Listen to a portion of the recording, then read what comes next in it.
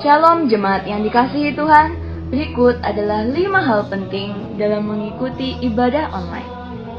Pertama, persiapkan diri Anda dan gunakan pakaian yang rapi untuk beribadah kepada Tuhan.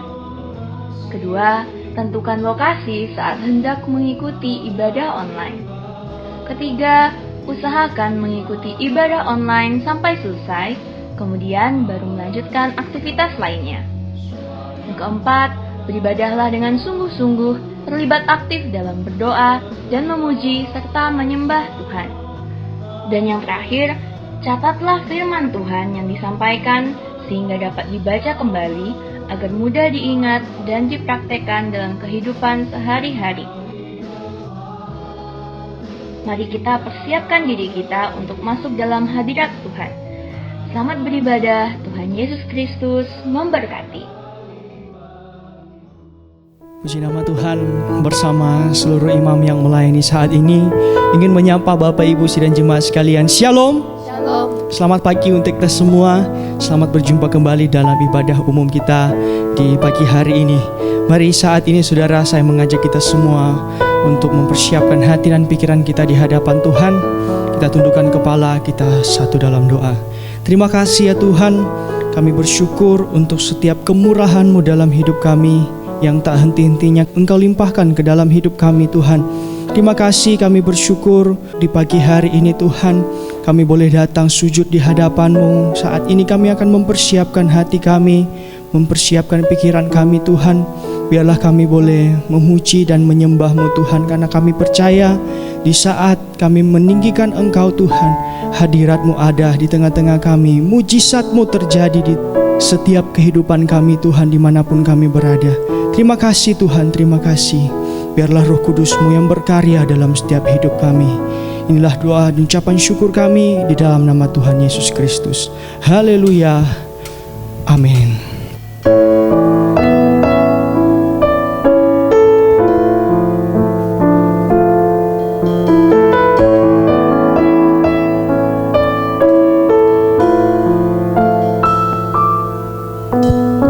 Lebih dari segalanya, ku berharap padamu. Lebih dari para penjaga, mengharap fajar pagi. Begitu rindu hatiku berada dekat-Mu. Alangkah dalam kasih-Mu memenuhi hidupku.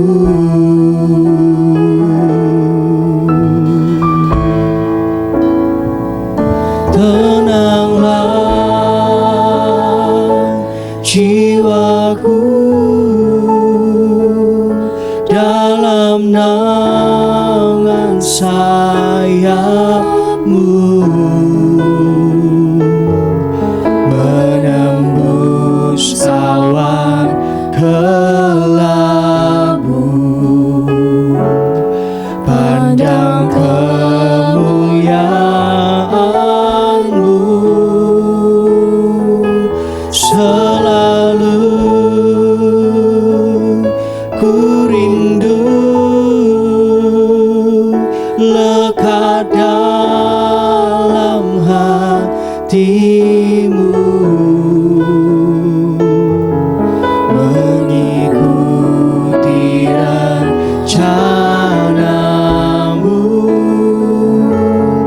Yesus Tuhan Rajaku.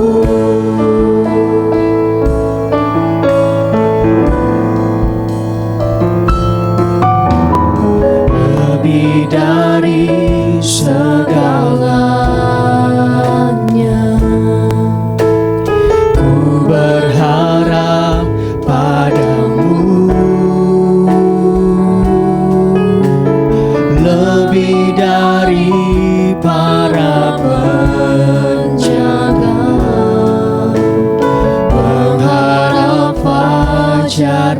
lagi. Katakan begitu rindu hatiku Tuhan. Begitu rindu hatiku berada dekatmu. Alangkah dalam kasih-Mu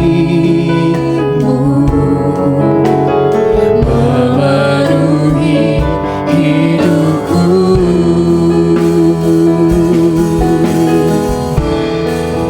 Tenanglah jiwaku dalam naungan sayap-Mu, menembus awan gelap-Mu. Pandang kemuliaan-Mu selalu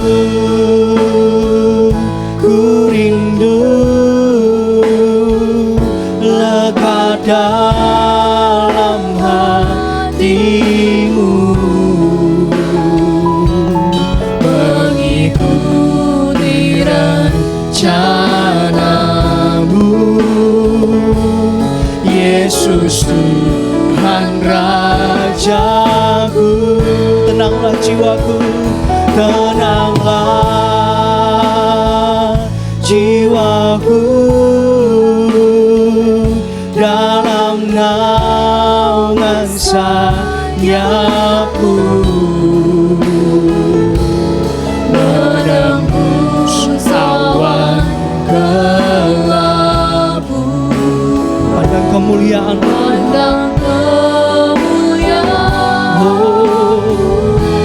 selalu ku rindu, ku rindu, lekat dalam hati-Mu, mengikuti rencana-Mu. Yesus Tuhan Rajaku. Mari saudara lebih sungguh-sungguh di hadapan Tuhan. Tenanglah jiwaku, tenanglah jiwaku dalam naungan sayap-Mu. Amin. Menembus awan gelap-Mu. Pandang kemuliaan,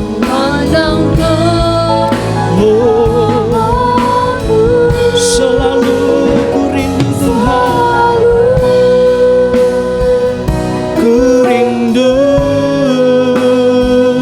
lekat dalam hati-Mu, mengikuti rencana-Mu. Yesus Tuhan Rajaku. Mengikuti setiap rencana-Mu, mengikuti rencana-Mu Tuhan, mengikuti rencana-Mu, mengikuti rencana-Mu, mengikuti rencana-Mu. Yesus Tuhan Rajaku.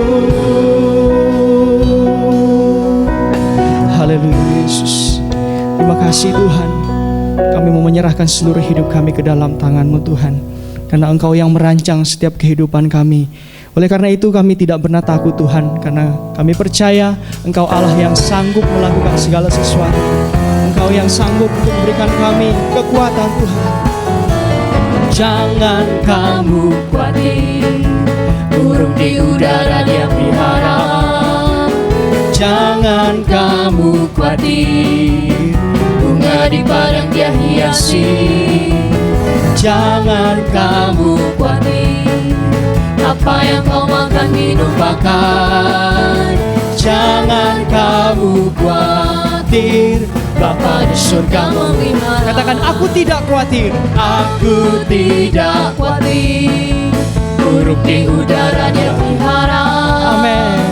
Aku tidak khawatir, bunga di padang dia hiasi. Haleluya. Aku tidak khawatir, apa yang ku makan minum pakai. Aku tidak khawatir, Bapa di surga memelihara. Jika ku pandang dunia, hatiku merasa goyang. Jika ku pandang manusia, hatiku merasa kecewa. Namun satu yang setia, katakan, dia Yesus yang tak berubah. Dia beriku damai sejahtera. Haleluya. Mari sekali lagi. Jika ku pandang dunia, hatiku merasa goyang. Jika ku pandang manusia, hatiku merasa kecewa. Haleluya. Namun satu yang setia, dia Yesus yang tak berubah. Dia beriku damai sejahtera sekarang dan selalu. Katakan, Allah kita heran, Allah kita heran dan besar. Allah yang heranlah, Allah yang cinta kita semua, berkati dengan limpah. Allah yang heranlah, haleluya. Allah kita heran dan besar. Allah yang heranlah, Allah yang cinta kita semua, berkati dengan limpah. Allah yang heran. Sekali lagi, Allah kita heran dan besar. Allah yang heranlah, amin. Allah yang cinta kita semua, berkati dengan limpah. Allah yang heranlah, Allah kita heran dan besar. Allah yang heranlah, Allah yang cinta kita semua, berkati dengan limpah. Allah yang heranlah, Allah kita heran. Allah kita heran. Sekali lagi katakan, Allah kita heran. Haleluya. Segala kemuliaan hanya bagi-Mu Tuhan. Terima kasih Tuhan. Mari kini saatnya kita akan mendengarkan firman Tuhan. Untuk itu mari kita lebih sungguh-sungguh di hadapan Tuhan. Biarlah Roh Kudus-Mu Tuhan yang berkarya dalam setiap hidup kami. Ubahkan kami, jadikan kami seperti Engkau Tuhan. Haleluya Yesus. Berkaryalah Roh Kudus di sini. Amin. Berkaryalah dengan kuasa-Mu, jamah kami, jamalah kami, jamalah setiap hati, ubahlah kami jadi baru. Berkaryalah Roh Kudus, berkaryalah Roh Kudus di sini. Berkaryalah dengan kuasa-Mu, jamalah kami, jamalah setiap hati, ubahlah kami jadi baru.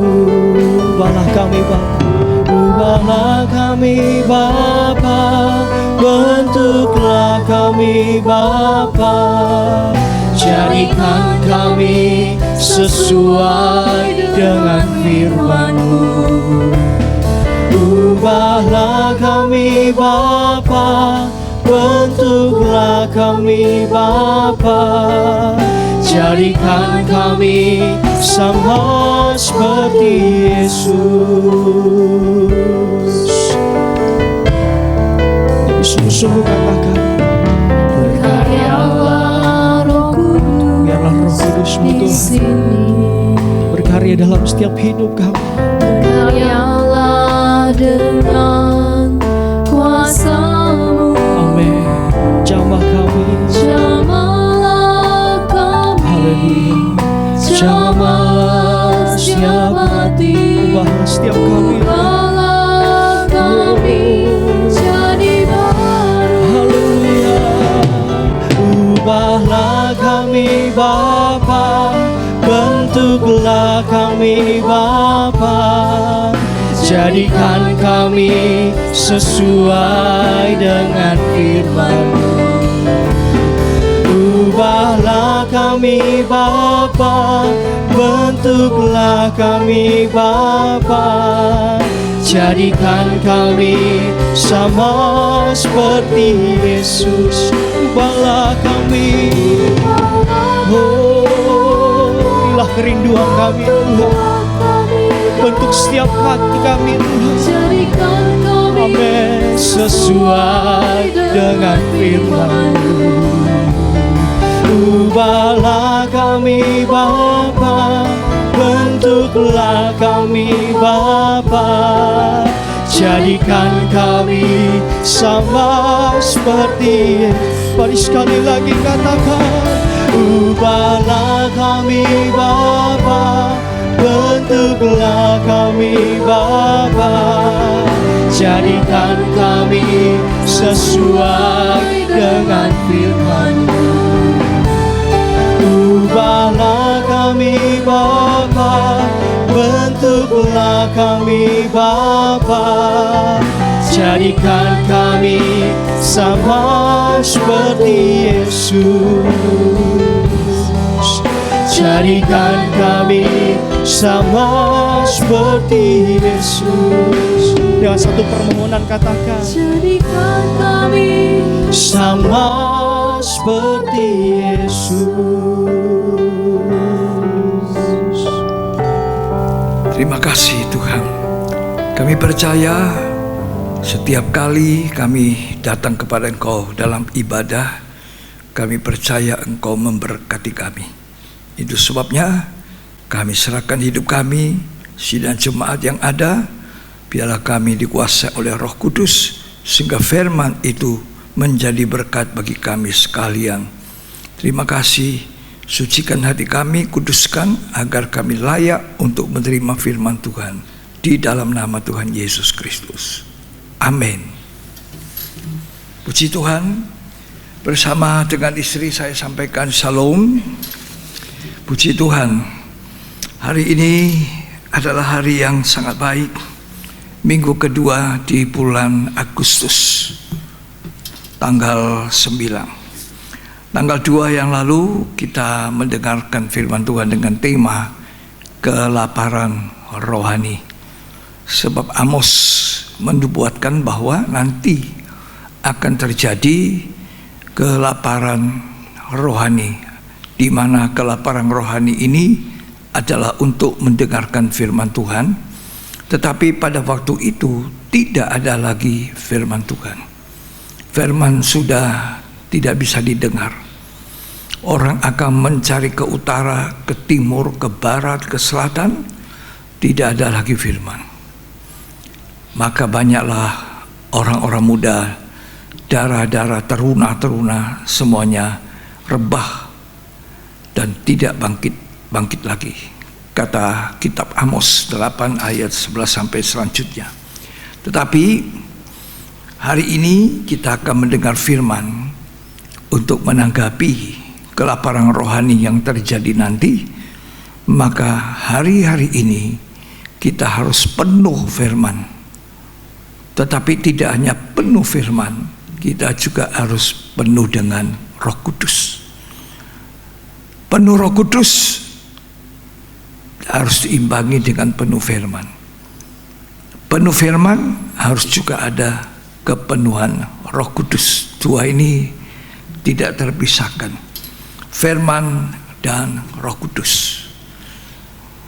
Kalau saya atau kita sudah saya ajak membaca dari Injil Matius pasal yang ketiga dan pasal yang keempat, kita bisa melihat di situ bahwa Tuhan Yesus adalah pribadi yang penuh firman dan penuh dengan Roh Kudus. Dia tidak hanya penuh roh, tapi dia juga adalah firman yang hidup. Dia penuh dengan firman itu sendiri. Coba kita baca Matius 3 ayat 13 sampai dengan ayat yang ke-17. Maka datanglah Yesus dari Galilea ke Yordan kepada Yohanes untuk dibaptis olehnya. Ya. Tetapi Yohanes mencegah dia, katanya, Ya. Akulah yang perlu dibaptis olehmu, Ya. dan engkau yang datang kepadaku. Tuhan Yesus datang kepada Yohanes Pembaptis. Untuk apa? Minta dibaptis. Apa perlu anak Allah dibaptis? Tidak. Kalau baptisan, kata Kisah Rasul, untuk pengampunan dosa, dia tidak pernah ada dosa. Dia tidak perlu mati dari hidup lama. Dia tidak perlu lahir baru. Dia dalam wujud manusia asli, tapi Allah yang menjadi manusia. Pada dia tidak ada cacat, tidak ada celah, tidak ada dosa. Sebetulnya dia tidak perlu dibaptis, tapi dia memberikan suatu keteladanan kepada kita. Lanjut dia. Lalu Yesus menjawab, katanya kepadanya, Ya. biarlah hal itu terjadi, karena demikianlah sepatutnya kita menggenapkan seluruh kehendak Allah. Ketika Yohanes Pembaptis mencegah, jangan, aku yang harus sebenarnya dibaptis oleh engkau. Aku tidak layak. Ya. Membuka tali kasutmu pun aku tidak pantas. Apalagi membaptis Sang Juru Selamat dunia. Ya, Tuhan Yesus memang ditunjuk oleh Yohanes Pembaptis, lihat anak domba Allah yang menghapus dosa dunia. Ya. Jadi dia rasa tidak layak, tetapi Tuhan berkata, biarlah hal itu terjadi supaya genaplah firman Tuhan. Demikianlah hendaknya kita memenuhi kebenaran Allah. Ya, dibaca lagi. Dan Yohanes pun menurutinya. Lalu Yohanes mau tidak mau harus juga taat. Terus Sesudah dibaptis, Yesus segera keluar dari air. ya, Dan pada waktu itu juga langit terbuka, dan ia melihat Roh Allah seperti burung merpati turun ke atasnya. jadi waktu dia sudah dibaptis, turunlah burung merpati. Lambang dari Roh Kudus adalah burung merpati. Ya. Jadi Tuhan Yesus memberi satu contoh bahwa kita perlu dibaptis seperti baptisan Yesus. Masuk di air, segera keluar dari air. Jadi tadinya dua-dua di dalam air, baru segera Yesus keluar. Tolong dibaca lagi sekali. Sesudah dibaptis, Ya. Yesus segera keluar dari air. Nah, segeralah keluar dari air. Tuhan Yesus telah dibaptis. Tadinya di dalam. Ya. Terus Dan pada waktu itu juga langit terbuka, langit terbuka. dan ia melihat Ya. Roh Allah Roh seperti burung Allah. merpati. Jadi dia penuh dengan Roh Allah. Ya. Sesudah kita dibaptis, lahir baru, maka kita dijanjikan untuk dibaptis dengan Roh Kudus, dipenuhi dengan Roh Kudus. Tapi apakah Tuhan Yesus hanya penuh dengan Roh Kudus? Mari kita lanjut membaca Matius 4 ayat 1 sampai ayat 11. Maka Yesus dibawa oleh Roh ke padang gurun untuk dicobai iblis. Ya, Dan setelah berpuasa 40 hari dan 40 malam, ya. akhirnya laparlah Yesus. Waktu Tuhan lapar, ini timing yang tepat untuk si pencoba itu, ya, datang untuk mencoba. Terus, Lalu datanglah si pencoba itu Nah. dan berkata kepadanya, ya, jika engkau anak Allah, jika, ya, engkau anak Allah, Jika bukan, nah, kata jika ini ditambahkan iblis untuk meragukan. Terus, perintahkanlah supaya batu-batu ini menjadi roti. supaya batu itu menjadi roti. Ya, terus. Tetapi Yesus menjawab, ada tertulis. Nah, yang dijawab ada tertulis itu adalah firman. Tertulis di mana? Tertulis di dalam loh hati. Tapi Tuhan Yesus bukan hanya tertulis dalam loh hatinya, memang dia adalah firman yang hidup itu. Jadi hidup Yesus adalah hidup yang penuh dengan Roh Kudus dan penuh dengan firman. Terus, Manusia hidup bukan dari roti saja, ya, tetapi dari setiap firman yang keluar dari mulut Allah. nah, anjurannya Tuhan, manusia tidak hanya hidup dari roti, tapi dari setiap firman yang keluar dari mulutnya Allah. Sekian. Ini bukti bahwa Tuhan Yesus adalah Tuhan yang penuh Roh Kudus, tapi juga penuh firman. Penuh firman dan juga penuh dengan Roh Kudus. Ya. Bukan hanya tahu firman tertulis. Dia kutip dari kitab Ulangan pasal 8 ayat 3. Bahwa manusia tidak hanya hidup dari roti, tapi dia taat. Banyak kali kita tahu tetapi tidak mau mentaati. Ya. Tapi Tuhan Yesus tidak hanya tahu, tapi dia taat. Dengan kata-kata kepada Yohanes Pembaptis, demikianlah seharusnya kita menggenapkan seluruh kehendak Allah. Di mana itu kehendak Allah? Ya firman Tuhan. Kalau saudara dan saya mau cari tahu apa kehendak Allah, di mana kehendak Allah? Di Alkitab. Seluruh firman itu adalah kehendak Allah. Ya. Dalam terjemahan lain dikatakan kebenaran Allah. Ya. Kehendak Allah, kebenaran Allah. Kalau Tuhan Yesus dalam wujud manusia penuh dengan firman dan penuh Roh Kudus, maka kita yang percaya kepadanya hendaklah hidup sama seperti Tuhan hidup. Jadi kita juga penuh firman dan penuh Roh Kudus.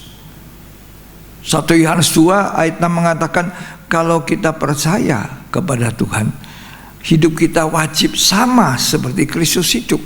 Mari 1 Yohanes 2 ayat yang ke-6. Barang siapa mengatakan bahwa ia ada di dalam dia, ia wajib hidup sama seperti Kristus telah hidup. Nah, wajib hidup sama seperti Kristus telah hidup.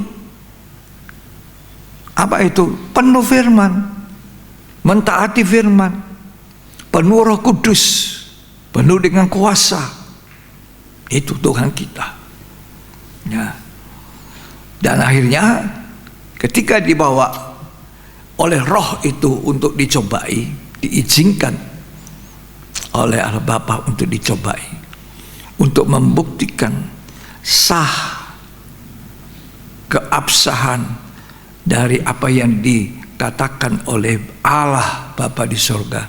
Inilah anak yang ku kasihi, kepadanya aku berkenan. Maka diizinkan iblis itu mencobai Tuhan. Ya. Kalau kita baca, berakhir dengan kemenangan Tuhan Yesus. Dia tidak kalah, dia menang. Apa sebab dia menang dalam peperangan rohani ini? Sebab dia penuh firman dan Roh Kudus. Kita kalau mau menang dalam peperangan, karena kita selalu diperhadapkan kepada peperangan. Peperangan kita di bumi ini bukan peperangan untuk melawan manusia, darah daging, kata Efesus pasal yang kedua. Tapi musuh kita adalah penguasa di udara, roh-roh jahat yang sekarang sedang bekerja. Itu musuh kita. Nah, apa senjata kita? Kalau kita baca Efesus 6, itu senjata ada 7 macam kalau tidak salah senjata untuk berperang, perlengkapan senjata Allah. Tapi diantaranya adalah firman Allah dan Roh Kudus.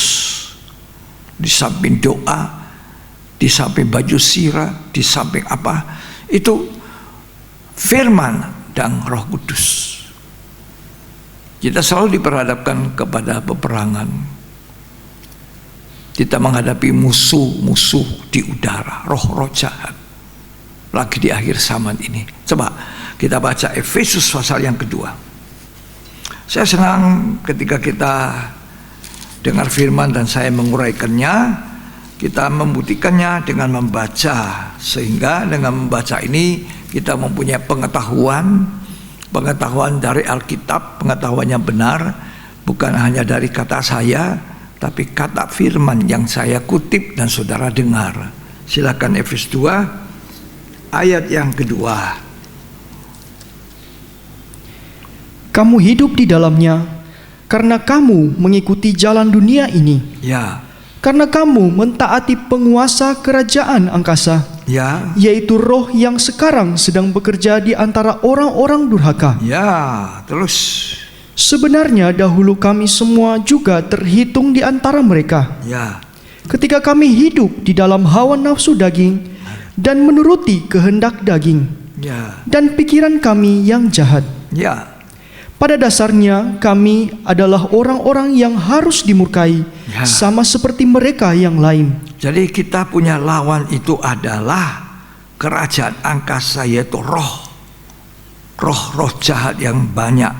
Ya, musuh kita bukan darah daging, bukan manusia, musuh kita.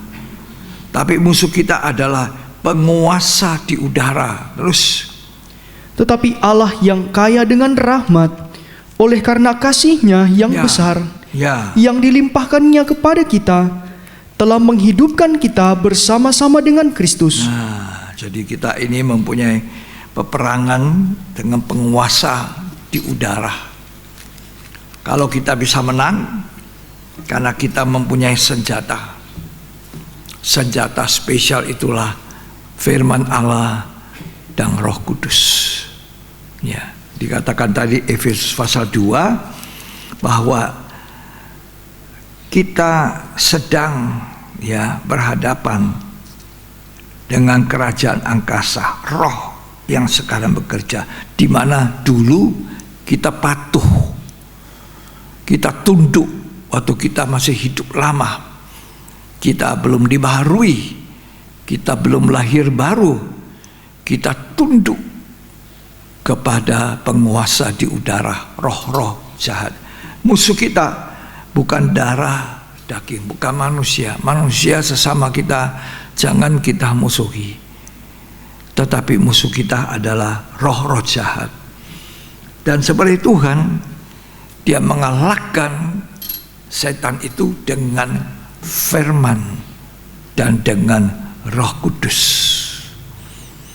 Jadi waktu dia sedang lapar sekali, tentu 40 hari tidak makan, lapar, 3 hari saja kita tidak makan, 1 hari saja tidak makan, kita akan kelaparan. Ini 40 hari, betapa dahsyatnya kelaparan Tuhan Yesus. Bisa dibayangkan?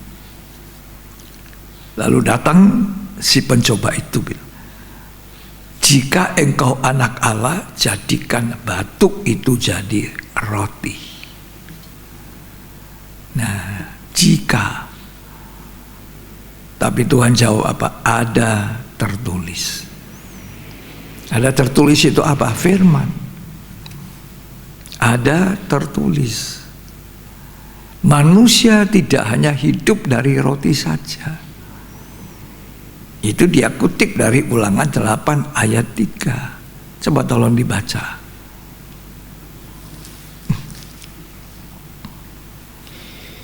Jadi ia merendahkan hatimu, membiarkan engkau lapar, dan memberi engkau makan mana Ya. yang tidak kau kenal, Ya. dan yang juga tidak dikenal oleh nenek moyangmu, Ya. untuk membuat engkau mengerti Ya. bahwa manusia hidup bukan dari roti saja, Manusia tidak hanya hidup dari roti saja. Ini yang dikutip oleh Tuhan dalam Matius 4. Terus tetapi manusia hidup dari segala yang diucapkan Tuhan. dari segala firman yang diucapkan oleh Tuhan. Kalah iblis. Iblis mengarahkan manusia untuk hari-hari ini untuk hidup hanya dengan roti saja. Tapi untunglah Tuhan Yesus pada waktu itu dalam wujud manusia 100%.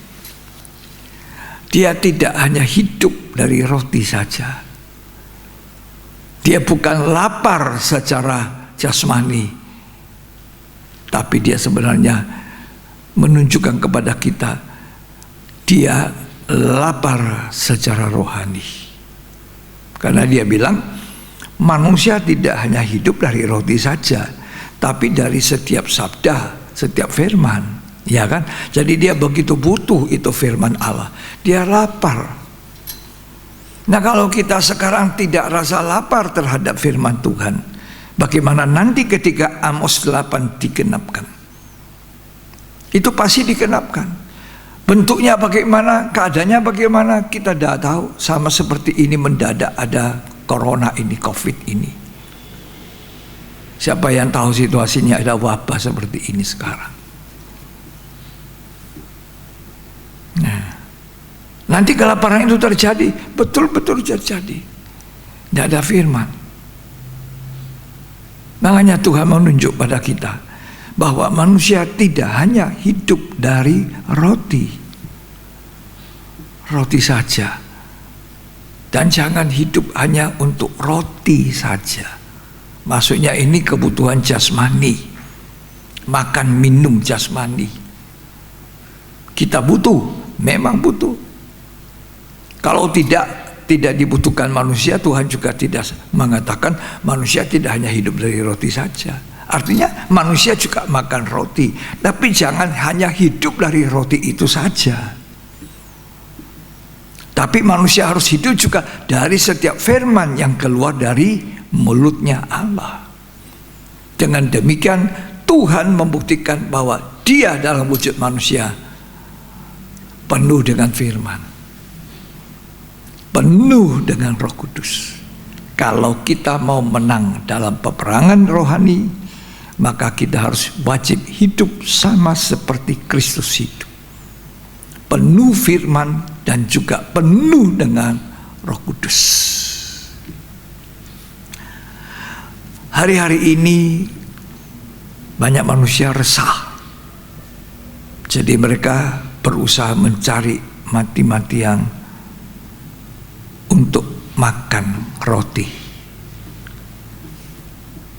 Ya, makan roti. Hidup untuk roti saja. Hidup untuk kebutuhan jasmani saja.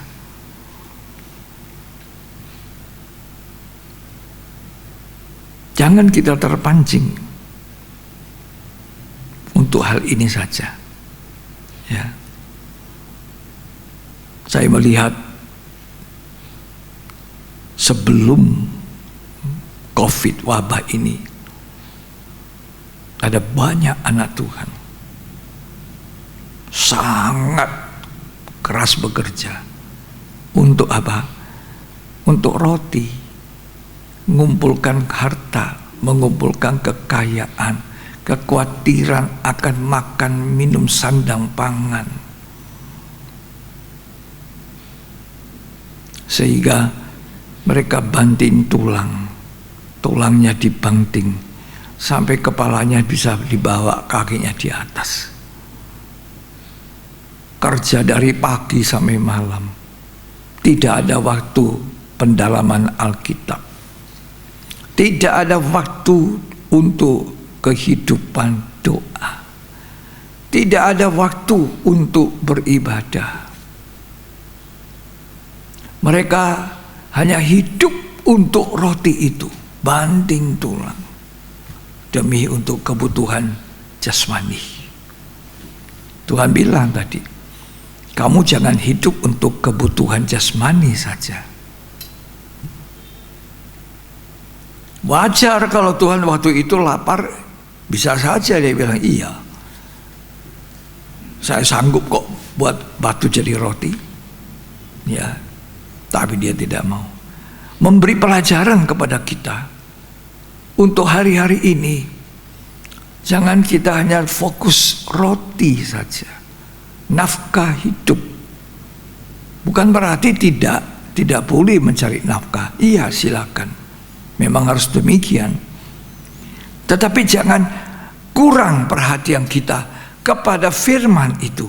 Roti hidup, manusia hidup bukan hanya roti biasa, tapi dari setiap firman. Ini kebutuhan kita, kebutuhan rohani kita, roh kita. Jangan kita dibelokkan oleh setan, dibujuk, lupa hal-hal yang rohani. Sedangkan Amos 8 mengatakan nanti tidak ada firman. Nah, sekarang waktunya kita mencari firman. Sekarang waktunya kita mengumpulkan firman di dalam hidup ini, sehingga kita penuh dengan firman Tuhan.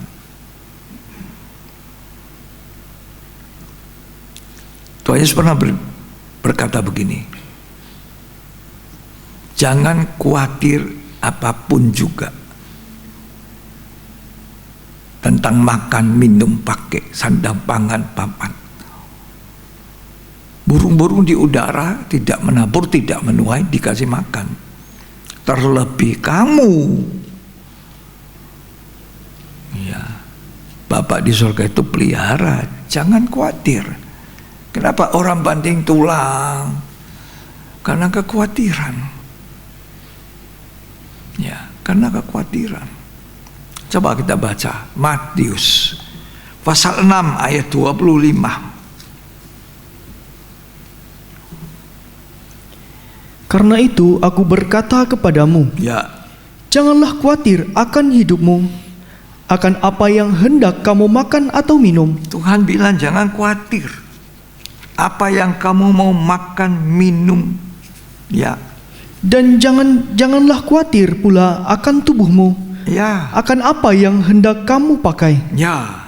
Terus, Bukankah hidup itu lebih penting daripada makanan, ya, dan tubuh itu lebih penting daripada pakaian? terus.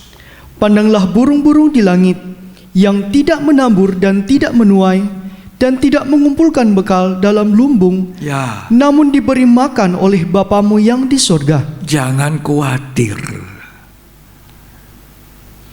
akan apa yang kamu mau makan, pakai. Selama Tuhan izinkan kita hidup, pasti Tuhan punya cara menghidupkan kita. Saya percaya, walaupun di tengah-tengah wabah ini, saya menyaksikan banyak anak Tuhan pendapatannya berkurang. Ya, mungkin hamba-hamba Tuhan gereja-gereja juga alami yang sama. Para pengusaha juga mengalami yang sama. Tapi itu tidak boleh membuat kita khawatir. Karena jaminan kita adalah firman Allah berkata, jangan khawatir akan hidupmu. Sekian. Ini kebenaran. Jadi maksudnya Tuhan, manusia harus mencari firman, menikmati itu firman. Harus memenuhi hidupnya dengan firman itu. Kenapa Tuhan mengatakan manusia tidak hanya hidup dari roti saja? Ya. Tuhan pernah bilang, kalau kamu hanya makan roti ini saja, kamu tidak dapat hidup. Barang siapa makan roti yang kuberikan, ia akan hidup sampai selamanya. Ya, kenapa? Sebab 1 Petrus 1 mengatakan bahwa ketika kita mengumpulkan firman itu, kita memenuhi hidup kita dengan firman. Kita mencari firman sekarang ini. Kita punya lapar dan haus. Tuhan sendiri berkata dalam Matius 5 ayat 6, berbahagia orang yang lapar dan haus kepada firman. Kenapa seperti itu? Karena Petrus mengatakan, tetapi firman Tuhan itu tetap untuk selamanya. Itu yang kekal, yang tidak pernah berubah. Coba baca 1 Petrus 1 ayat 25. Tetapi firman Tuhan tetap untuk selama-lamanya. Firman Tuhan itu tetap selamanya. Ayat sebelumnya tolong dibaca. Sebab semua yang hidup adalah Semua seperti yang rumput, hidup adalah seperti rumput. dan segala kemuliaannya seperti bunga rumput. Seperti bunga rumput. Rumput menjadi kering Rumput jadi kering, dan bunga gugur. gugur. Tetapi firman Tuhan Nah, tetap untuk selama-lamanya. semua yang hidup seperti rumput, pagi segar, sore bisa tidak ada. Itulah fanahnya manusia. Walaupun dia bisa makan roti sebanyak-banyaknya, makanan seenak-enaknya, tapi tetap manusia ditentukan seperti rumput yang pagi segar, sore bisa layu. Akan tetapi firman Allah kekal sampai selamanya. Itu bagian yang tetap. Dalam cerita Injil Lukas 10, di sana kita belajar dari seorang wanita yang sangat bijaksana. Setiap kesempatan di mana Tuhan singgah di rumahnya di Betani, maka perempuan ini tidak pernah melepaskan kesempatan. Apa itu? Langsung dia mengambil satu posisi di kakinya Tuhan. Dan Tuhan terus menyampaikan firman. Karena Tuhan itu firman yang hidup. Dia bukan hanya penuh firman, dia itu firman yang hidup. Dan Maria ini mengumpulkan firman yang hidup itu dalam hidupan bejana hidupnya. Tidak bergeming salah, duduk. Ini kesempatan yang ada. Dia tahu ini yang sangat berguna bagi hidupnya. Dia tahu satu waktu tidak ada lagi firman. Kita tahu dari Amos, kita tahu dari Alkitab, kita banyak tahu, tapi kita tidak melakukan. Atau kita tidak tahu karena kita tidak pernah mau membaca. Kita tidak pernah mau meneliti. Bahkan kita tidak mau tahu untuk melakukan. Ya. Waktu Maria duduk di situ dengar firman, saudaranya Marta yang sibuk kerja di dapur mungkin sedang bikin makanan enak-enak buat Tuhan Yesus, tamu yang agung ini. Tapi dia lelah, letih sendiri, dia keluar. Waktu dia keluar, dia dapati, wah, saudaranya kok duduk enak-enak ya. Saya ini kerja setengah mati sendiri. Dia perintah Tuhan, Tuhan suruh saudaraku membantu aku. Dia bersungut-sungut. Apakah Tuhan langsung bilang, Maria, Maria, ayo bantu Marta, bantu Marta? Tidak, saudara. Tuhan tegur kepada Marta, Marta, Marta, engkau khawatir dan begitu banyak susah, tapi hanya satu bagian yang terbaik yang diambil oleh Maria, yang tidak pernah diambil daripadanya. Apa itu? Firman Tuhan. Tadi Petrus mengatakan firman Tuhan itu apa? Tinggal tetap sampai selamanya. Marta, Marta, kamu khawatir. Nah tadi kan Tuhan bilang jangan khawatir. Amsal mengatakan kekhawatiran dalam hati itu membawa manusia jadi bongkok secara rohani, tidak bisa memuliakan Tuhan. Tapi bagi Maria tidak ada rasa khawatir itu. Dia mengambil satu kesempatan. Selama Tuhan masih ada, selama ada firman yang diucapkan Tuhan, dia isi masuk ke dalam bejana hidupnya. Dan Tuhan Yesus sendiri berkata, itu bagian terbaik, tidak pernah diambil. Kekayaan bisa pindah pada orang, ya, kekayaan bisa satu waktu beralih pada orang itu jadi jatuh miskin. Saya melihat orang kaya-kaya dulu-dulu, sekarang miskin, anak cucunya miskin. Dulu kaya, puluhan tahun yang lalu mereka kaya-kaya, sekarang anak cucunya tidak punya apa-apa. Nah, saya lihat sekarang orang-orang yang baru jadi orang kaya-kaya, tapi dalam satu putaran nanti tidak tahu lagi.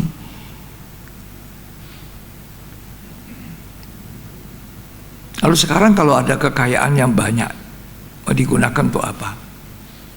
Dikumpulkan dengan harapan nanti orang bisa bersenang-senang dengan kekayaan. Siapa yang bersenang-senang hari-hari ini? Tidak ada. Ya, tidak ada. Tidak ada. Coba kita baca Lukas 10 ayat 38 sampai 42. Ketika Yesus dan murid-muridnya dalam perjalanan, Ya, tibalah ia di sebuah kampung. Seorang perempuan yang bernama Marta menerima dia di rumahnya. ya, Perempuan itu mempunyai seorang saudara yang bernama Maria. ya. Maria ini duduk dekat kaki Tuhan Duduk di kakinya Tuhan, di ujung kakinya Tuhan itu terus. dan terus mendengarkan perkataannya. Nah, ya, dengar terus perkataan Tuhan itu, firman yang hidup itu. Terus, Sedang Marta sibuk sekali melayani. terus Ia mendekati Yesus dan berkata, dia mendekati Yesus, dia berkata, Tuhan, Tuhan, tidakkah engkau peduli ya, bahwa saudaraku membiarkan aku melayani seorang diri? saudara saya membiarkan saya melayani seorang diri. Terus, Suruhlah dia membantu aku. suruhlah dia bantu aku ya. Tetapi Yesus menjawabnya, Marta, Marta, Marta, Marta, engkau khawatir dan menyusahkan diri dengan banyak perkara. jangan khawatir dan menyusahkan diri dengan banyak perkara. Sebetulnya di tengah-tengah masa pandemi COVID ini, dengan banyak stay home, tinggal di rumah, seharusnya kita lebih banyak waktu untuk masuk dalam doa, pujian, penyembahan, membaca. Ya, memang juga sebagian saudara-saudara sudah harus kerja. Ya. Tapi lebih banyak juga orang harusnya masuk di kamar pujian, penyembahan, dan baca. Tapi kita tidak lakukan. Kita memikirkan sesuatu, timbul kekhawatiran. Dan Amsal mengatakan kekhawatiran dalam hati membuat manusia itu bongkok. Kebongkokan tidak bisa menengadah ke atas untuk menyembah dan memuji Tuhan. Itu diceritakan di dalam Injil Lukas, seorang perempuan yang sudah bongkok 18 tahun di dalam bait Allah. Dia tidak pernah bisa menengadah melihat ke atas. Terus dia hanya melihat ke bawah.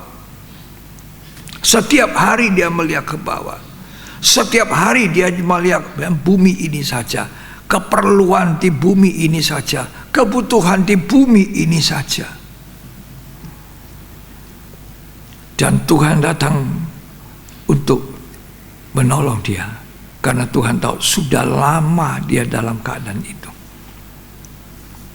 Tuhan tepuk punggungnya. Tegak sekarang. Dia bisa melihat ke atas. Dia bisa memuliakan Tuhan. Dia bisa menyembah Tuhan. Dia bisa memuji Tuhan.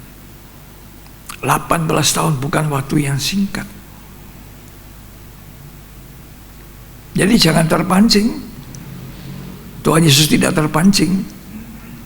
Jadikan batu jadi roti. Kamu kan lapar.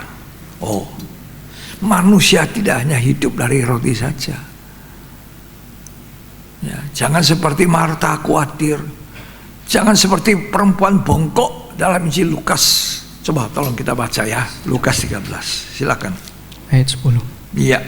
Pada suatu kali, Yesus sedang mengajar dalam salah satu rumah ibadat pada hari Sabat. Ya. Di situ ada seorang perempuan yang telah 18 tahun 18 tahun dirasuk apa?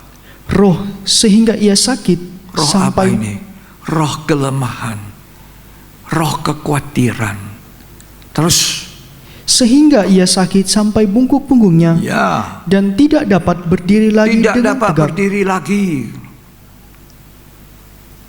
Ya, Ketika Yesus melihat perempuan itu, ia memanggil dia dan berkata kepadanya, "Hai ibu, penyakitmu telah sembuh." ya, Lalu ia meletakkan tangannya atas perempuan itu, dan seketika itu juga berdirilah perempuan itu dan memuliakan Allah. ayat 14.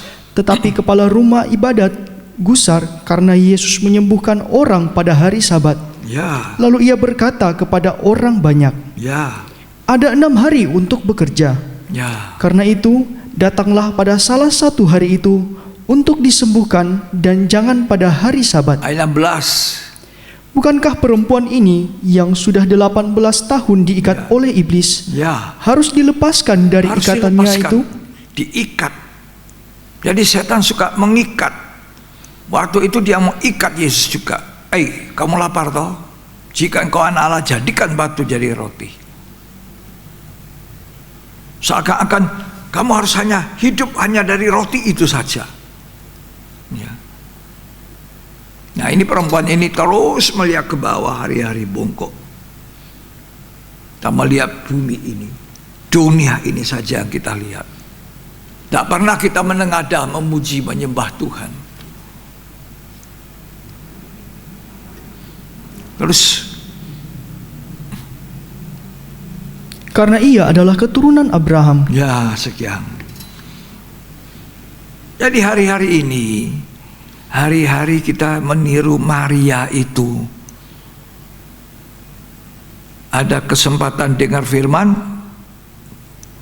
dia langsung mengambil posisi yang begitu baik, rendah di kakinya Tuhan.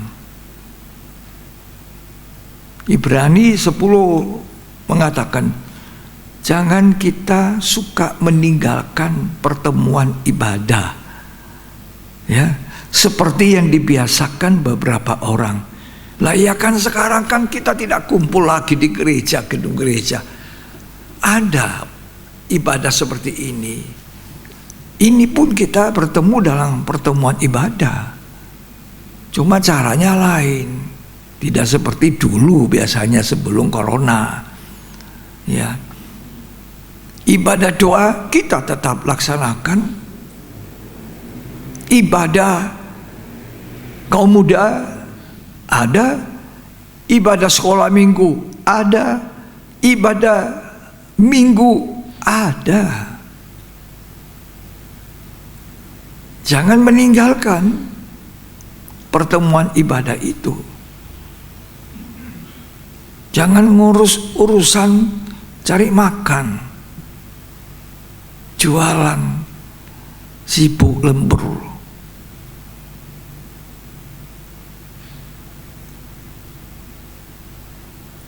Ada waktunya kita harus rajin.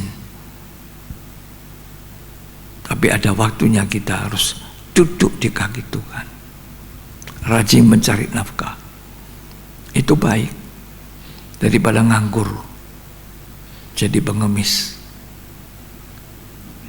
Tapi jangan lupa, manusia tidak hanya hidup dari apa? Roti saja. Ya, manusia itu seperti rumput, rumputnya layu, rumput jadi kering. Tapi apa? Firman Allah kekal sampai selamanya. Makanya Tuhan Yesus berkata pada Marta, Dia telah mengambil bagian yang terbaik yang tidak pernah diambil daripada Maria. Dia adalah pemilik daripada harta itu, harta surga. Firman Allah itu seperti harta surga. Rasul Paulus mengatakan disimpan di dalam bejana tanah liat ini. Manusia rapuh, tidak kuat. Petrus bilang seperti rumput layu jadi kering. Itu manusia. Manusia tidak sanggup berperang melawan setan, melawan roh-roh jahat. Kalau dia tidak mempunyai kehidupan seperti Tuhan Yesus, penuh firman dan Roh Kudus. Coba kalau kita baca apa kata Rasul Paulus, bahwa Injil kemuliaan itu, firman itu tersimpan dalam bejana tanah liatnya dia, sehingga dia merasakan setiap kali kekuatan dari firman itu, kekuatan dari harta itu yang tersimpan dalam bejana tanah liat. Kenapa Maria diam saja ketika dia ditunjuk-tunjuk sama Marta? Disuruh dia diam, dia ada menyahut. Tuhan yang menyahut. Karena itu jadi satu kekuatan. Coba kalau kita tidak punya firman, tidak ada kekuatan, tidak ada pedang roh. Efesus 16 itu pedang roh untuk menyerang. Ya, pedang roh itu.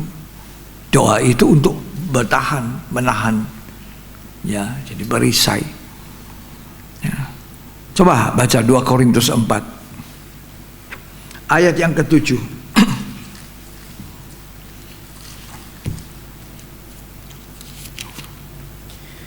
Tetapi harta ini kami punyai dalam bejana tanah liat, Ya, supaya nyata bahwa kekuatan yang melimpah-limpah itu berasal dari Allah, ya. bukan dari diri kami. Iya, kekuatan yang berlimpah itu dari Allah, bukan saya. Rasul Paulus bilang, bukan saya yang kuat, firman itu yang tinggal, itu Injil. Kemudian coba kita baca 2 Korintus 4 ayat yang ketiga. Jika Injil yang kami beritakan masih tertutup juga, maka ia tertutup untuk mereka yang akan binasa, Ya, terus yaitu orang-orang yang tidak percaya, ya, yang pikirannya telah dibutakan oleh ilah zaman ini, ya, sehingga mereka tidak melihat cahaya Injil tentang kemuliaan Kristus yang adalah gambaran Allah. ayat 6. Sebab Allah yang telah berfirman, dari dalam gelap akan terbit terang. Ya, Ia juga yang membuat terangnya bercahaya di dalam hati kita, ya, supaya kita beroleh terang dari pengetahuan tentang kemuliaan Allah Ya. yang nampak pada wajah Kristus. jadi itu yang disimpan oleh Rasul Paulus menjadi kekuatan yang berlimpah. Setelah itu firman Tuhan, satu keajaiban.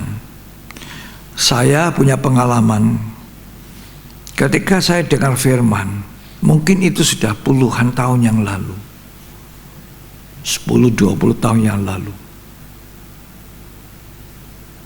Pada saat sekarang saya mengalami sesuatu, satu pergumulan, satu peperangan ajaib. Tiba-tiba firman itu keluar di dalam roh saya dengar, saya dikuatkan. Firman yang saya dengar puluhan tahun yang lalu, hari ini saya mendapat kekuatan. Itu yang dimaksud firman itu harus tertanam di hati. Yakobus mengatakan, terimalah dengan lemah lembut firman yang tertanam, firman yang tersimpan bagikan harta. Rasul Paulus bilang itu menjadi memperkuat bejana tanah liatnya. Itu bagian yang terbaik. Makanya Tuhan berkata, kita harus penuh dengan firman, penuh dengan Roh Kudus. Barang siapa haus, lapar kepada kebenaran, ia berbahagia. Ini pengalaman saya secara pribadi. Mungkin firman itu 20 tahun, 30 tahun yang lampau. Tapi saya dengar hari ini, dalam hati saya, ketika saya menghadapi problem, keluar itu firman ini. Inilah yang disebut Rasul Paulus, menjadi kekuatan bagi bejana tanah liat kita, sehingga kita tidak hancur. Demikian pula Tuhan kita Yesus, dalam wujud manusia itu, dia menanggapi iblis. Ada tertulis. Ya, ingat itu Ulangan 8 ayat 3. Itu perjanjian lama. Ada tertulis. Ada tertulis. Jadi kalau kita dengar firman, jangan masuk telinga kanan, keluar telinga kiri.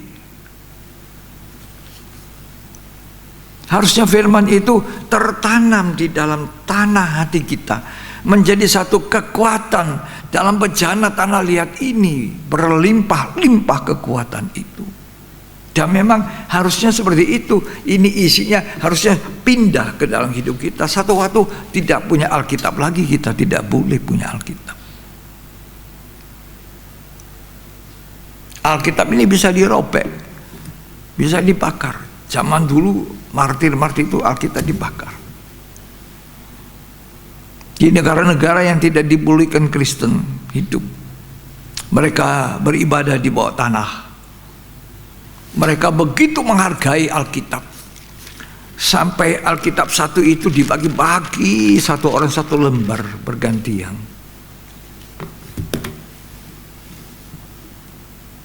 Karena susah mendapat Alkitab, susah mendapat firman, orang jadi begitu lapar. Nah, sekarang kita limpah. Satu orang bisa memiliki 2-3 macam bahasa dalam satu Alkitab. Saya punya bahasa Inggris, saya punya bahasa Mandarin, saya punya bahasa Indonesia. Bahasa Indonesia pun ada bahasa Indonesia terjemahan hari-hari.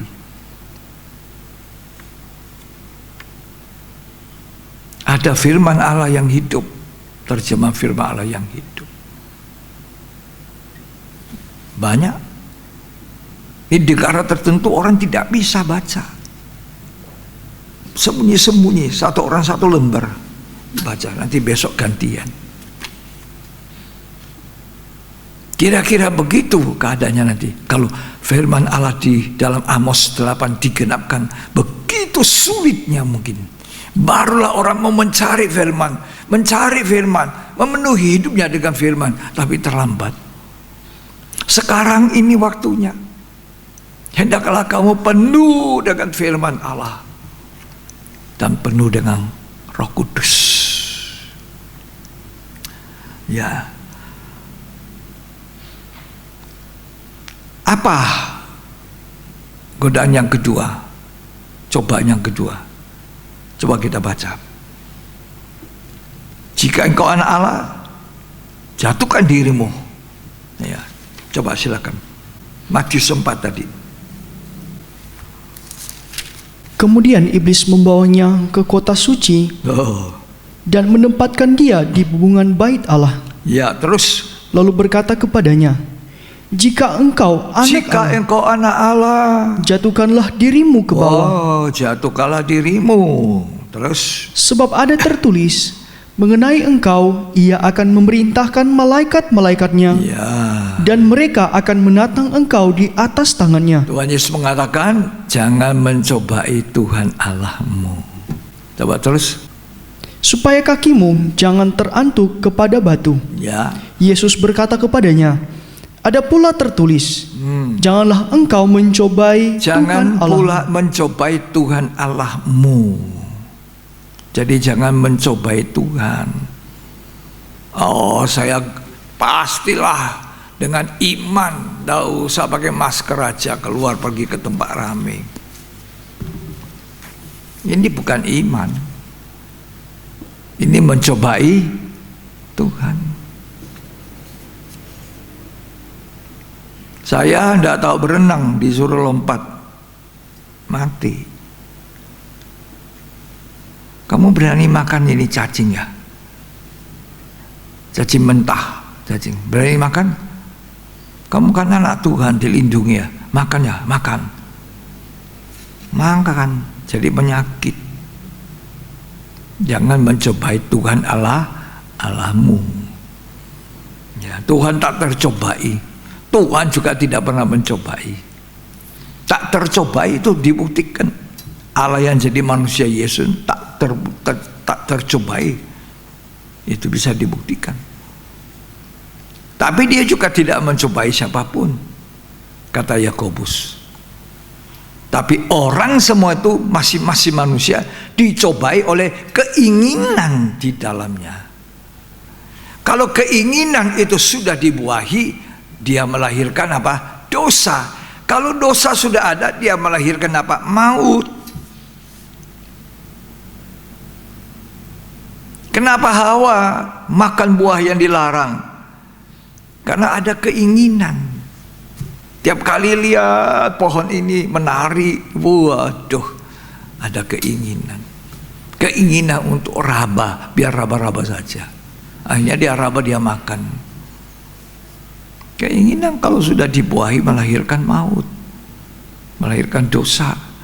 Upah dosa adalah maut. Karena itu Tuhan bilang jangan ingin. Jangan ingin, jangan ingin kaya, jangan ingin istri sesamamu, jangan ingin rumah sesamamu, jangan ingin. Ingin saja sudah salah, sudah dosa. Kalau dibuahi makin matang melahirkan dosa. Allah tidak tercobai, itu dibuktikan. Karena yang ketiga, pencobaan yang ketiga, untuk menguji sah Tuhan Yesus sebagai anak Allah yang diakui. Inilah anakku, kepadanya aku berkenan, dengarkan akan dia. Kata suara itu ketika dia keluar dari baptisan air. Coba pencobaan yang ketiga, Matius pasal 4. Ya. Dan iblis membawanya pula ke atas gunung yang sangat tinggi dan memperlihatkan kepadanya semua kerajaan dunia dengan kemegahannya. Ya. Dan berkata kepadanya, Ya. semua itu akan kuberikan kepadamu, Ya. jika engkau sujud menyembah Jika aku. engkau sujud menyembah, aku beri itu kekayaan dunia. Sebetulnya itu sudah diberikan kepada manusia. Berkuasalah atas ikan, atas semua. Setelah hari penciptaan, Allah menjadikan manusia pertama, itu diserahkan pada Adam dan Hawa. Kekuasaan atas ciptaan Tuhan. Tapi karena jatuh dalam dosa, maka manusia itu sendiri menyerahkan kekuasaan kepada setan. Dan sekarang setan bilang begini, kalau kamu menyembah aku berikan dia semua kemuliaan. Coba baca sampai selesai. Maka berkatalah Yesus kepadanya, Ya, enyahlah iblis, nyahlah iblis. sebab ada tertulis, Ada tertulis pula, engkau harus menyembah harus Tuhan menyembah Allahmu, Tuhan Allahmu, dan hanya kepada Dia hanya sajalah kepada Dia engkau berbakti. berbakti. Kecewa, 3 kali kalah. Setan kalah karena Tuhan itu penuh firman. Ada tertulis, penuh dengan Roh Kudus, diperlihatkan kemuliaan dunia. Dia bilang, memang itu sudah dibawa kekuasaan setan dunia ini dengan segala kemewahannya. Karena Adam yang kasih, Adam serahkan. Ya. Karena itu Tuhan bilang kepada kita harus mengalahkan dunia ini yang berisikan keinginan mata, keinginan daging, keangkuhan hidup, hidup jumawa. Itu 3 isinya dunia, kata 1 Yohanes 2. Dan dunia sedang lenyap dengan segala keinginannya, keinginan mata, keangkuhan hidup, keinginan daging. Ini dikalahkan oleh Tuhan Yesus. 3 hal ini, keinginan daging, keinginan mata, keangkuhan hidup, mencobai Tuhan, lompat dari atas. Keinginan daging, makan untuk hidup, untuk makan, atau makan untuk hidup. Ya. Nah inilah. Tapi Tuhan mengalahkan. Iblis pergi. Tapi dia tidak pergi saja begitu. Dikatakan di Lukas, dia tuh standby lagi, siap kapan waktu, mencari waktu yang terbaik untuk menggoda lagi manusia. Ya. Hari-hari ini memang banyak orang cuma melihat kemuliaan dunia. Dunia dengan kemewahan, dunia dengan kemuliaannya. Ya. Tapi Amsal 23 mengatakan, jangan berusaha untuk menjadi kaya. Tinggalkan niatmu. Banyak orang mengejar dunia, kekayaan dunia. Pokoknya dunia saja, pokoknya jadi orang kaya. Coba kita baca Amsal 23 ayat yang keempat. Jangan bersusah payah untuk menjadi kaya. Jangan bersusah payah untuk menjadi kaya. Tinggalkan niatmu ini. Sudah, tinggalkan niatmu. Kata Salomo, tinggalkan niatmu. Jangan susah payah. Ya, Tuhan dikasih lihat kemuliaan. Aku beri itu kepadamu, bagaimana? Sujud menyembahku? Enggak. Amsal 28 ayat 20b.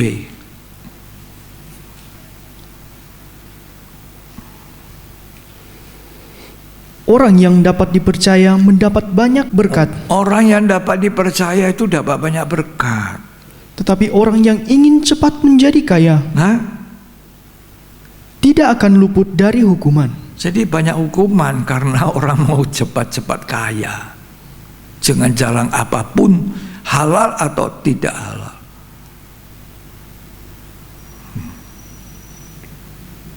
1 Timotius 6 ayat 9-10.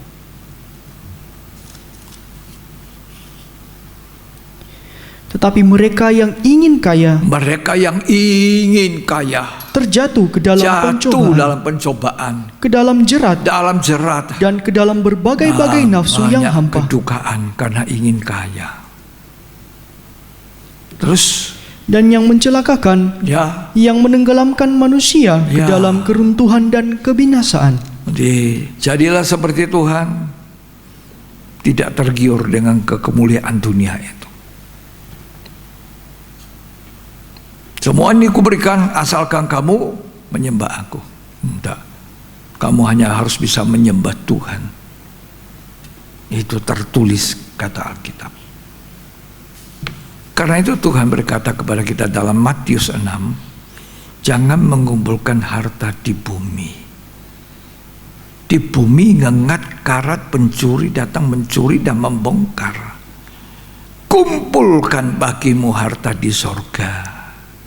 Coba baca Matius 6 ayat 19. Janganlah kamu mengumpulkan harta di bumi. Jangan kumpulkan harta di bumi. Di bumi ngengat dan karat, merusak. Dan pencuri membongkar serta mencurinya. Terus, tetapi kumpulkanlah bagimu harta di sorga. Nah, harta di sorga. Di sorga ngengat dan karat tidak merusaknya. Dan pencuri tidak bisa membongkar serta mencurinya. Nah, itu yang dikatakan Tuhan Yesus kepada Marta. Maria ini mengambil bagian yang terbaik yang tidak pernah bisa diambil daripadanya, tidak bisa dicuri. Apa itu? Perkataan Tuhan. yang dikumpulkan dalam bejana tanah liatnya, Rasul Paulus bilang menjadi kekuatan bagi kita, bagi gereja Tuhan.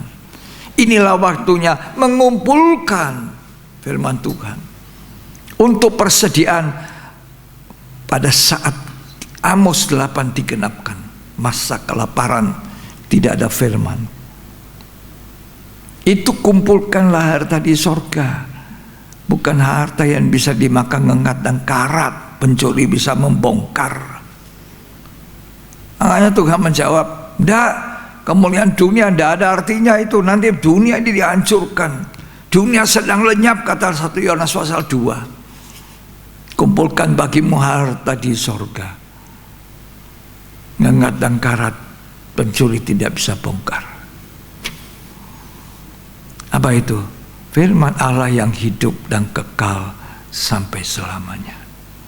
Itu yang harus kita kumpulkan, seperti Maria.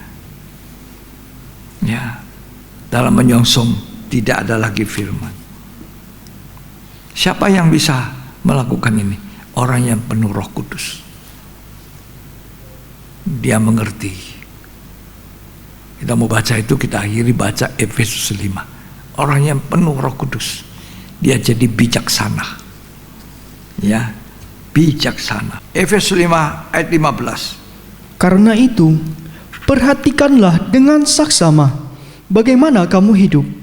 Janganlah seperti orang bebal, tetapi seperti orang arif. Nah ini, perhatikan kamu hidup sekarang. Sudah dengar, minggu lalu kita dengar tentang kelaparan, tidak ada firman.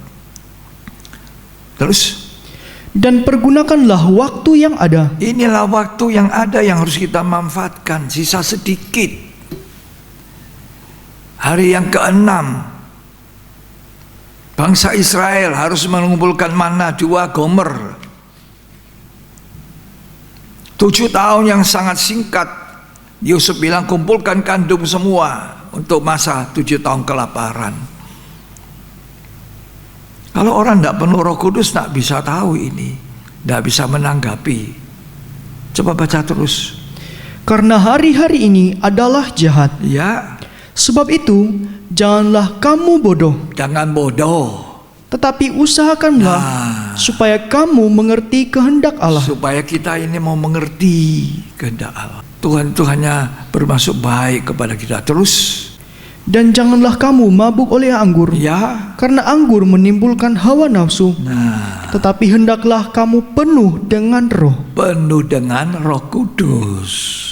Terus, Dan berkata-katalah seorang kepada yang lain dalam Mazmur. sekian, terima kasih. Hanya orang yang penuh Roh Kudus mengerti ini. Karena dia bijaksana. Dia akan menggunakan waktu. Inilah waktu di mana kita mengumpulkan. Nanti waktu susah itu kita sudah punya banyak persediaan. Seperti di zaman Yusuf, seperti juga di zaman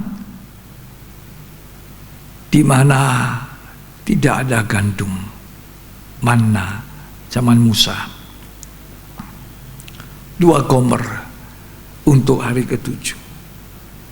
Hari ke-7 tidak turun lagi, sudah selesai. Saya percaya sisa sedikit waktu Tuhan Yesus datang. Sebelum datangnya Tuhan,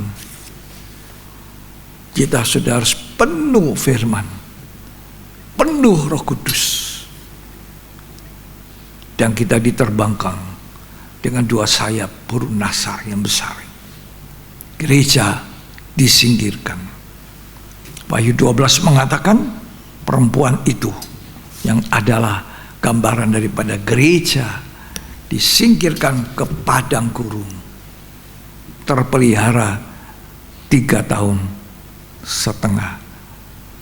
Sementara antikris diizinkan untuk menginjak-injak orang Kristen yang hari-hari ini matanya cuma tertuju kepada dunia, mengumpulkan kekayaan yang satu waktu, kata Wahyu, Tidak ada lagi orang mau berjualan, membeli dan menjual. Apa kata Alkitab? Mari kita perhatikan dengan baik-baik. Marilah kita penuh dengan firman, penuh dengan Roh Kudus.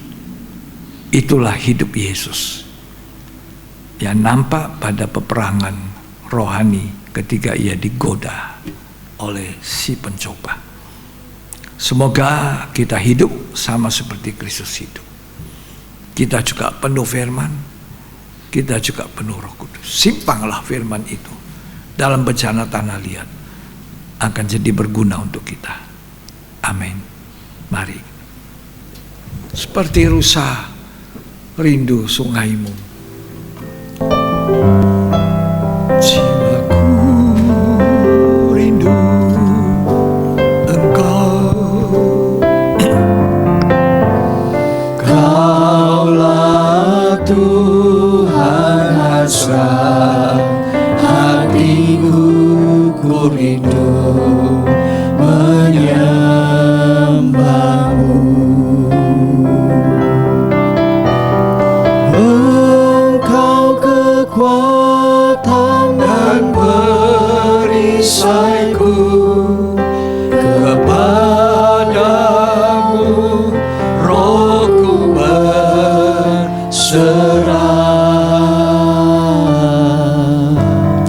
Kaulah Tuhan hasrat hatiku, ku rindu menyembahmu.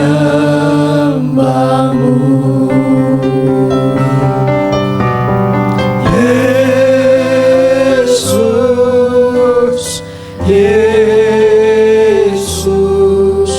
Kau berarti bagiku. Oh Yesus, Yesus, Kau segalanya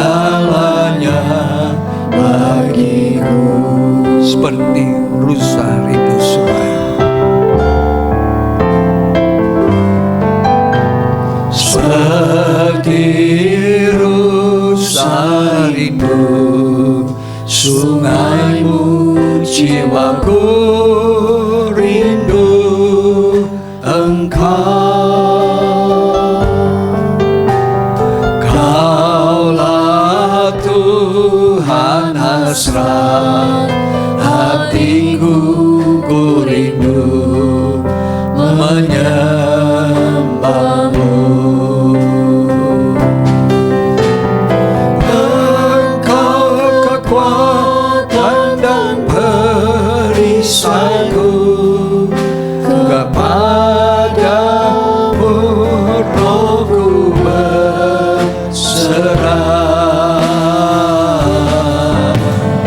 Kaulah Tuhan hasrat hatiku, ku rindu menyembahmu.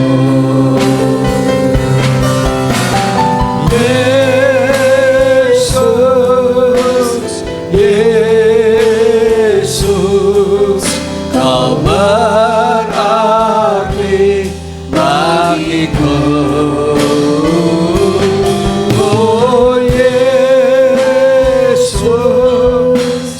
Yesus, Kau segalanya bagiku.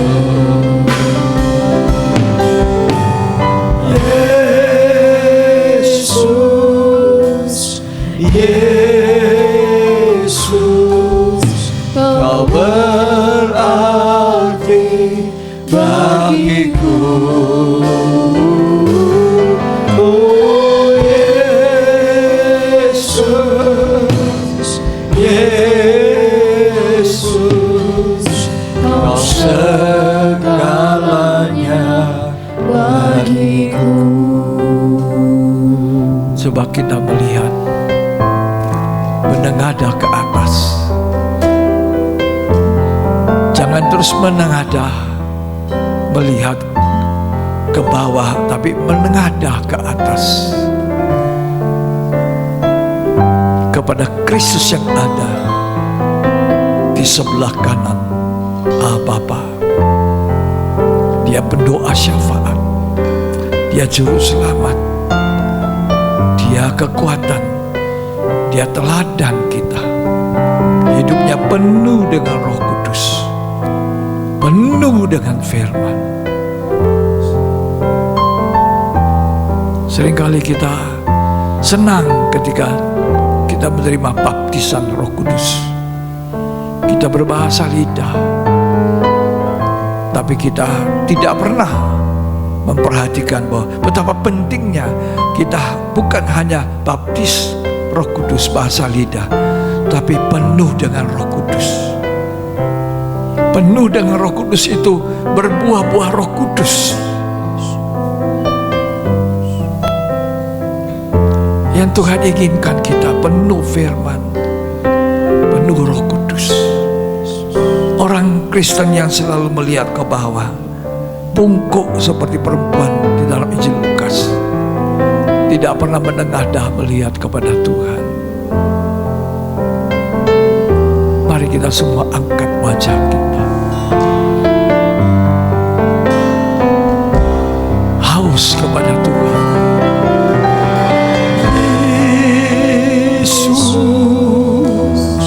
Yesus, Kau berarti bagiku. Oh Yesus, Yesus, Kau segalanya bagiku.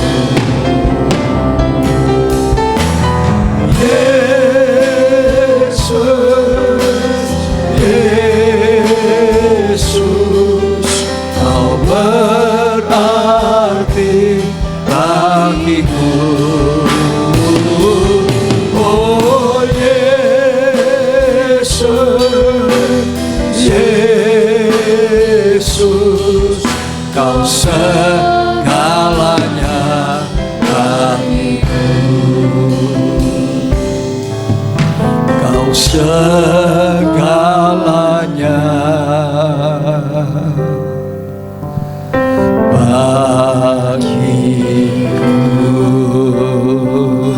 Kita sembah Dia, angkat wajahmu menyembah Dia.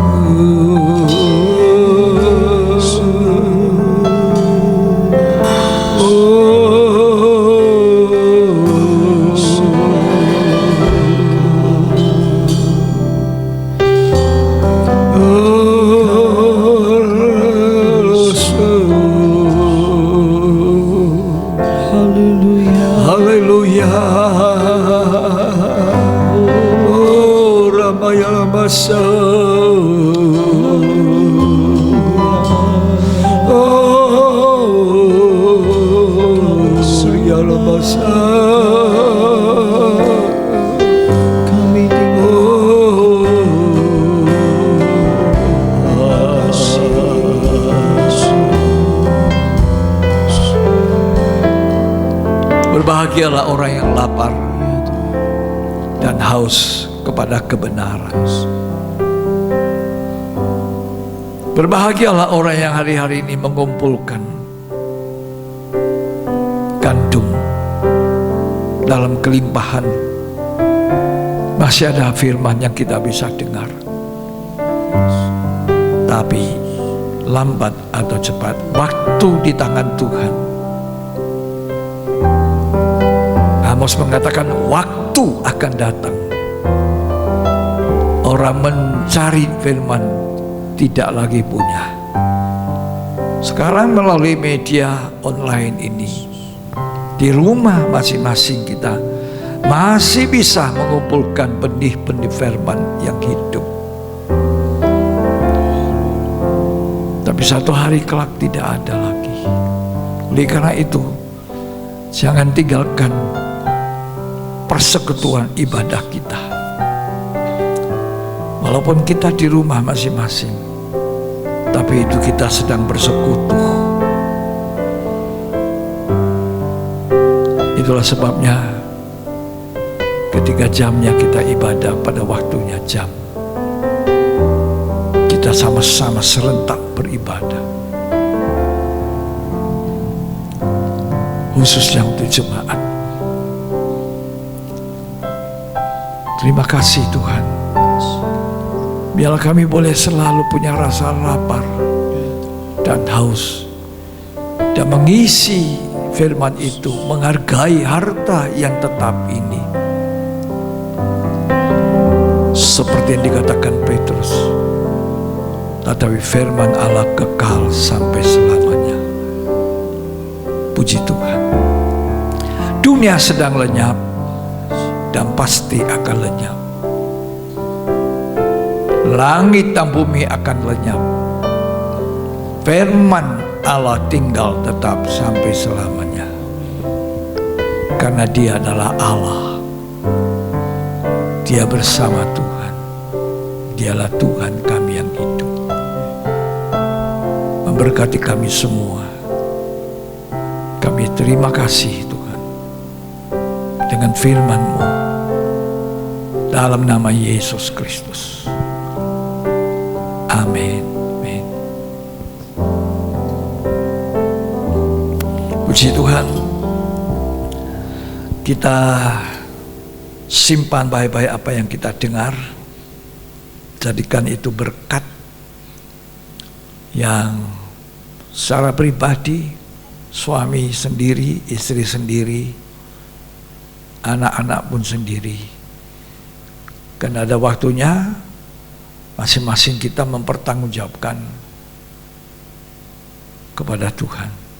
Anak tidak boleh harap orang tua yang mempertanggungjawabkan di hadapan Tuhan. Suami dan istri pun demikian, masing-masing. Karena itu mari kita kumpulkan benih-benih firman hidup, gandum sorga, harta sorga yang kekal ini dalam bencana tanah liat kita. Kita akan jumpa kembali pada hari Selasa dalam ibadah doa penyembahan pukul 18 sore hari. Harapannya kita sudah standby pada jam 17.30. Karena itu melalui Zoom. Itu hari Selasa tanggal 11 Agustus dan tanggal 13 Agustus kita ketemu di ibadah pendalaman Alkitab jam 18. Hari Rabu tanggal 12 jam 6:30 itu ibadah kaum muda remaja. Ya, jadi jangan lupa kaum muda remaja standby, itu sangat menguntungkan kalian, ya. Dan kemudian hari Minggu sore harinya itu juga ibadah anak sekolah minggu. Ya, orang tua perhatikan anak-anak supaya tetap dapat beribadah walaupun melalui Zoom, ya. Mereka tetap terlayani. Kami percaya Tuhan mempunyai sarana apa saja untuk kita bisa tetap menyimpan firman Tuhan itu, sehingga kita penuh dengan firman dan juga penuh dengan Roh Kudus. Orang yang penuh Roh Kudus pasti ngerti ini, pasti menanggapi dengan positif. Tuhan Yesus memberkati kita. Kita akan segera mengakhiri ibadah ini dan kita akan bangkit berdiri semua yang di rumah-rumah. Kita memuji kebesaran Tuhan lewat nyanyian pujian ini.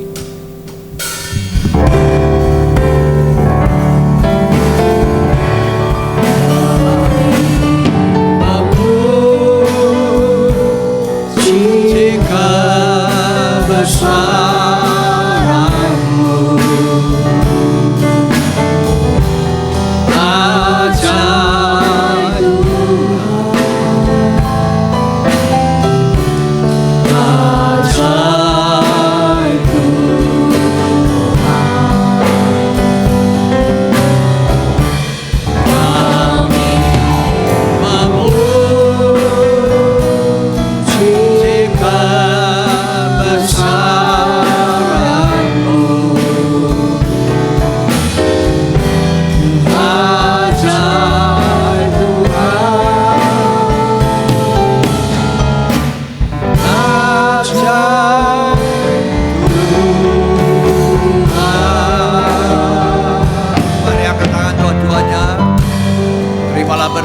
kasih karunia dan anugerah cinta kasih persekutuan Bapa, Putra dan Roh Kudus, Tuhan Yesus Kristus memberkati kita mulai pada siang hari ini sampai Maranatha, Tuhan Yesus datang kembali pada kali kedua.